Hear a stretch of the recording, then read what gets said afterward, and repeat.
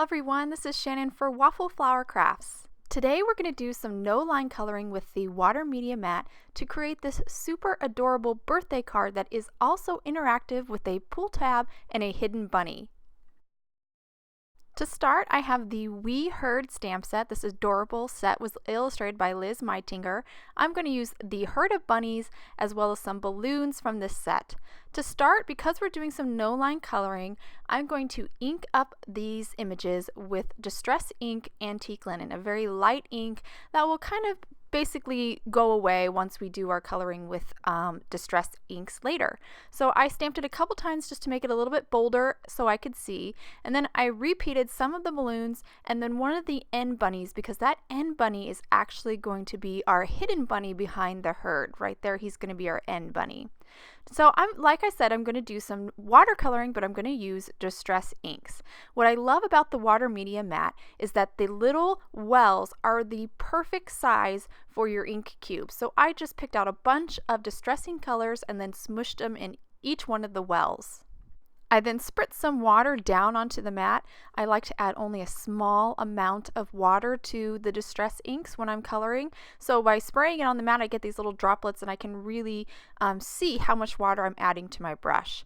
So I want to point out that I am using Bristol paper. This is not watercolor paper, it's Bristol paper. If you're unfamiliar with Bristol paper, it has a smoother texture and it holds up a little bit better to the watercoloring than regular cardstock would.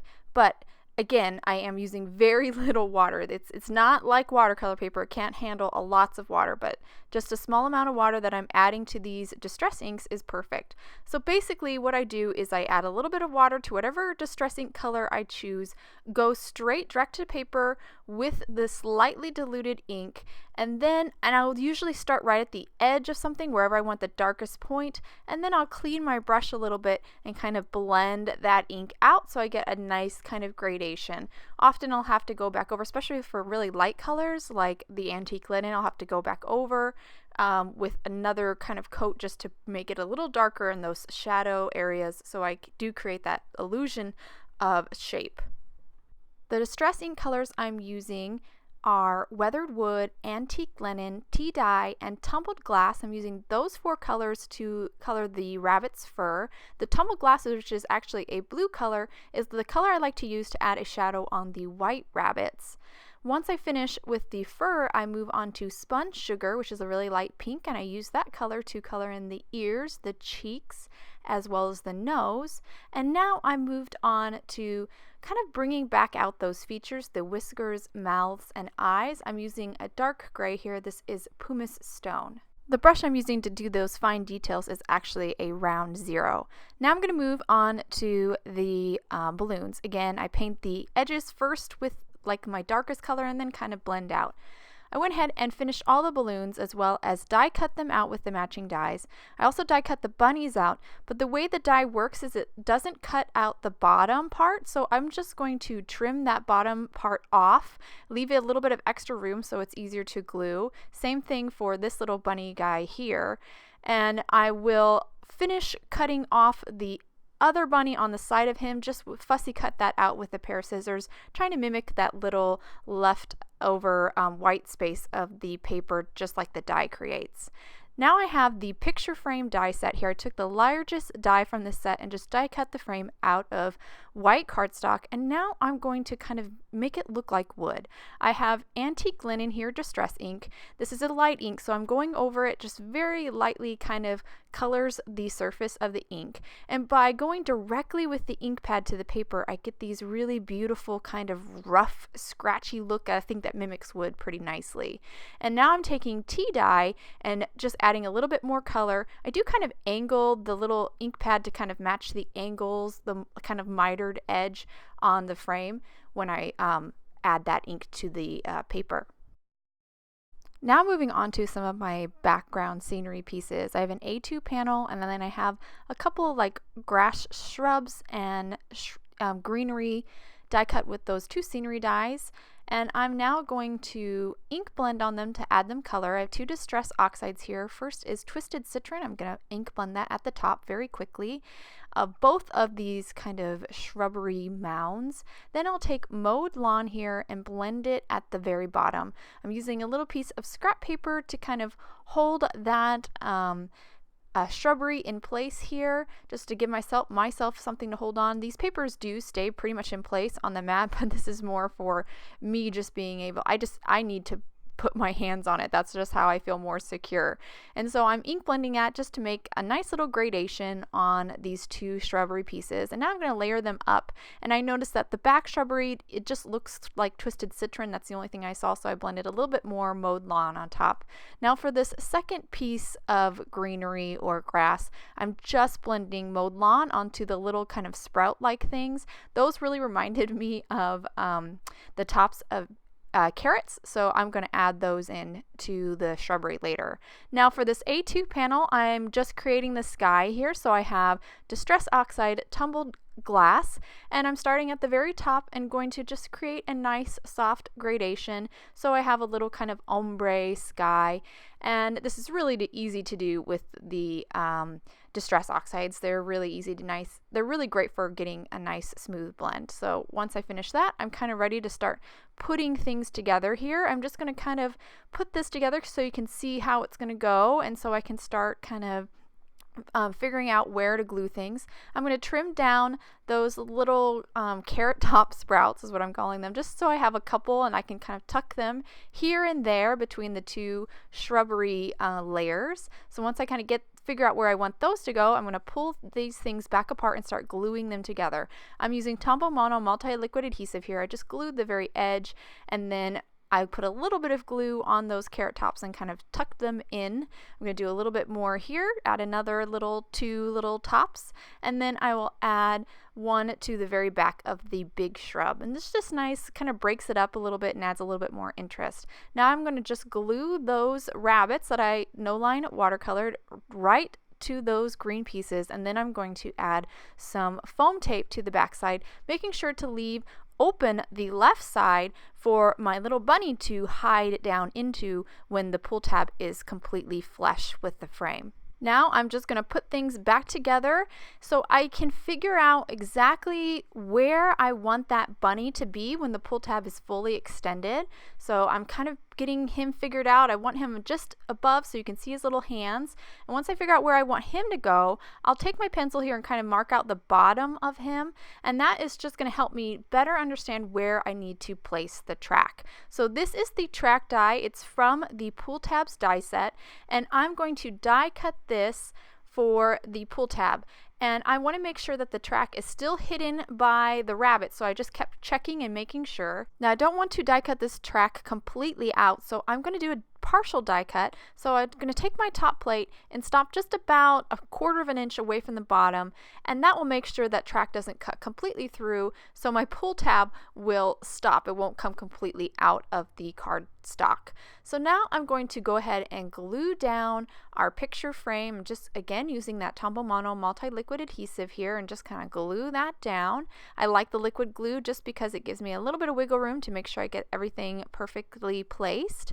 And now I'm going to grab this tab die from the Pull Tabs die set and die cut the little tab out of the top. I'm kind of just eyeballing it here. I want to make sure that the tab is centered over the track, so I'm just drawing an imaginary line from the track up to it, and then I went ahead and die cut it out with my die cutting machine. It might have to go a couple times because I am cutting through 2 layers of cardstock, so just be mindful of that. Now I have the pull tab and the little bridge piece here. So the way this pull tab works is these little flaps here open up. So I'm just going to open those up. They have little score lines on them so that they kind of fold back nice and easy. And I'm going to take these little flaps and feed them through the slits here that were created with the track die. It's pretty easy to get that first flap through one of the slits, but for the other one I found that I need something to kind of help me feed it through, so I found my tweezers are very helpful for this. They can kind of help get that little end through there, and then you can kind of work it and shimmy it till it gets through the track. So now I've got both my little flaps through the track, and I'm now going to fan them out so they're nice and wide. So I really kind of press them out And I'm now going to take that little bridge piece here, this tiny little piece, and I'm going to glue it on top of those flaps that I just fanned out. Now here's where it gets a little, you have to be very kind of careful with your glue. So I just double checked to make sure everything was moving clearly, but with the glue you want to make sure you get it only on the little flaps. None of the glue can get on to the close to the track. So be very careful, kind of place that glue at the very edge of those little flaps and then stick down your bridge. And I just kind of double check and make sure it's moving clearly, and I'm going to let that dry just a second here. And while that's drying, I'm going to figure out the kind of back support. So I cut another frame with the picture frame die out of white cardstock, and I just figured out where that top notch is going to be and cut that out, that opening out. This frame here, as well as some other cardstock, is just going to provide some support for the pull tab so it can move really nice and cleanly. So now I am trying to figure out where exactly I need to glue down that rabbit onto that pull tab so he is the right height that I want him when the pull tab's fully extended. And I realized that my what I left on the rabbit wasn't quite enough, so I glued a little strip of scrap paper cardstock to him. So now I have a little bit more cardstock there to make sure he's as high as I want him. Trim off the excess here, and now I'll actually glue the rabbit down onto the pull tab. Again, use some liquid glue here, let it set a little bit, double check. I keep double checking, making sure I want to make sure this is the time to make sure everything's the way you want it while that glue is still tacky and you can kind of fix it. And I did double check and make sure that rabbit is still hidden behind the herd of rabbits. Now I went ahead and trimmed off the excess of the pull tab. To do this, you want to make sure the pull tab is completely pushed down, and then I just grabbed a pair of scissors and trimmed it off. Now I'm going to glue that little tab onto the pull tab using some liquid glue while it's completely pushed down. The pull tab is completely pushed down, just to make sure everything is lined up when the pull tab is down.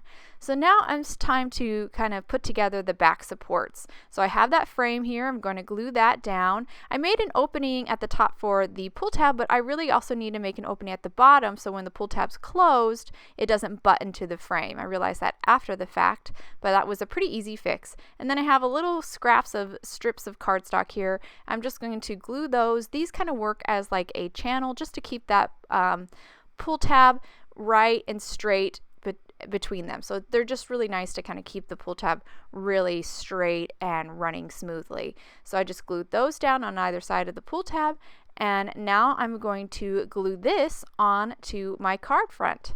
So you just want to be mindful where you're placing the glue. Don't place any glue on the pull tab at all. You can place it on all of the back supports, so that frame and those two little strips of cardstock that I added on either side of the pull tab, and then just stick it down onto the card front. And again, I always double check here and there. I'm constantly checking, making sure everything is still moving. It would be a real shame to get this card completely put together and then realize that your pull tab didn't work. So I just removed the backing on the rabbit's layer, just removed the backing on the foam tape and stuck that down. Again, checking again to make sure. Now I'm going to finish up this card by adding some strings to these balloons. I just cut a piece of thread, and then I'm going to take some foam tape and kind of sandwich that string to the back side of the balloon with the foam tape. I also stamped a sentiment onto a speech bubble cut with the really handy Speech Bubbles die set, and the sentiment is from the We Heard stamp set, and I stamped it in Pumice Stone Distress ink. I again added some foam tape to the back of it and just stuck it down, adjusting it a little bit so when the bunny is pulled out, the speech bubble is right next to him. Now I'm going to position all my balloons. I'll remove the backing on each one, on the foam tape on each one of those, and now to finish I'm going to take some hot glue and place a little dab on one of the bunny's paws or hands, and just kind of take my tweezers and kind of tuck the thread down into that glue so it kind of holds it in place. And I did that for two bunnies, so two bunnies are holding those balloons. And now I'll just trim off the excess here with a pair of scissors. And that actually completes my card. So I will pull it up here and let you guys check on it. And I don't know if you can see the little mistake I made here, but I realize it just as I start to pull that pull tab again. So it's definitely important for me to check. But as you can see here, that balloon is in the way. So I got to adjust the balloons here a little bit. I kind of forgot that I need to save a space open for the bunny to come completely out. So I just moved those balloons around. Luckily, the foam tape was easy. I wasn't like totally stuck down, so I was able to kind of adjust those balloons. And that completes the card. You can see here the bunny is hidden when the pull tab's closed, and when you pull it, he pops out. It's a really fun, cute card. I love the soft look of the no-line watercoloring. It's just such a fun and different look to your cards. And I also love all the layers and the textures that we got by creating that wood frame and layering up the shrubs and the balloons and the strings. There's just a lot of fun things in this card. I hope you guys enjoyed today's card and video. If you want any more information on the products I used, please visit Waffle Flower, and you can follow us on YouTube, Instagram, and Facebook for more creative ideas. Thanks for watching and have a wonderful day.